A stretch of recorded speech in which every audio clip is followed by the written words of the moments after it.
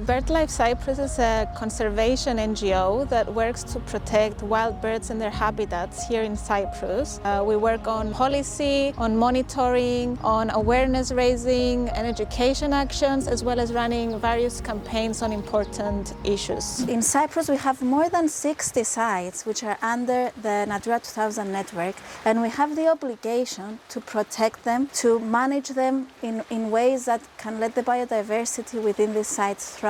One of them is the Orokrini Lake in Larnaca, which through a life-funded project that BirdLife Cyprus was part of, has been restored and is now an amazing site for birds that anyone can enjoy and where biodiversity thrives. I'm the campaigns coordinator, and one of the key campaigns we have is on illegal bird trapping.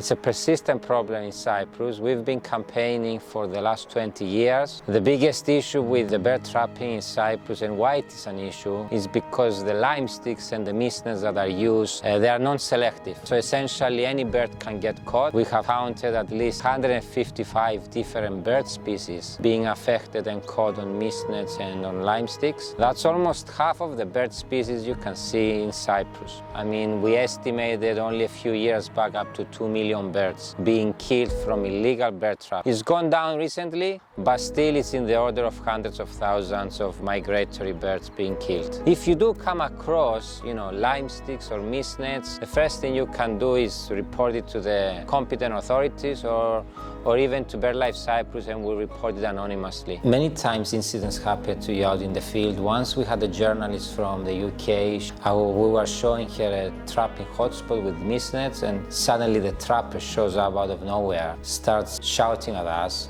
threatening us, realized he had a pocket knife behind his hand. Everybody was shocked, journalists, the volunteer, and myself. In the end we got out, but I remember still until today his phrase that she captured in her article, "I shouldn't really be letting you go today," which I think just shows the bluntness of the trappers, particularly the organized ones.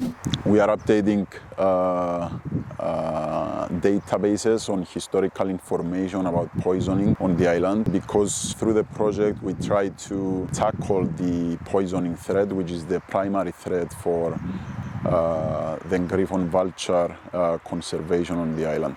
Vultures are hugely important in terms of the functioning of the ecosystems here. Like I said, they eat carrion, which means that they are nature's cleanup crew. They will clean up all the dead wildlife and dead livestock that are out in the countryside. They stop the spread of disease, which is hugely beneficial for public health in general and also the health of the ecosystem. Without animals like the vultures that are obligate scavengers, they don't eat anything that's alive, they only eat dead stuff. Without those kinds of services in the ecosystem, you end up with potentially lethal levels of disease for other wildlife and also the public. They're a very, very important role in nature and sort of nutrient cycling and so on. This is just one of the big projects that we're doing to try and save bird diversity and nature in Cyprus.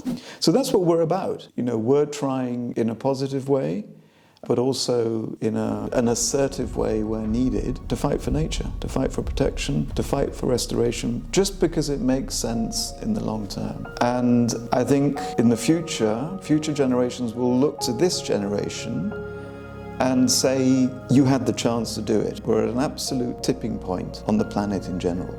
Hopefully, they'll be able to look back and say, great, you guys made the difference. You started to change things, and we went on a better path. All the work here is done by game wardens of Game and Fauna Services. The animals are brought in through the network of game wardens around Cyprus. Here we treat everything, despite the fact if it's pest species or game species or protected species, everything is treated with the potential to be released. This is a flamingo, was found shot, was brought here with broken wing, completely demolished, was treated, bandaged. We weren't sure if it was going to make it, it couldn't stand. Now it's perfectly healthy, strong, won't fly. So now we're preparing an outdoor enclosure for it, hopefully to enjoy the rest of its time in captivity, because in nature, unfortunately, it cannot be tamed.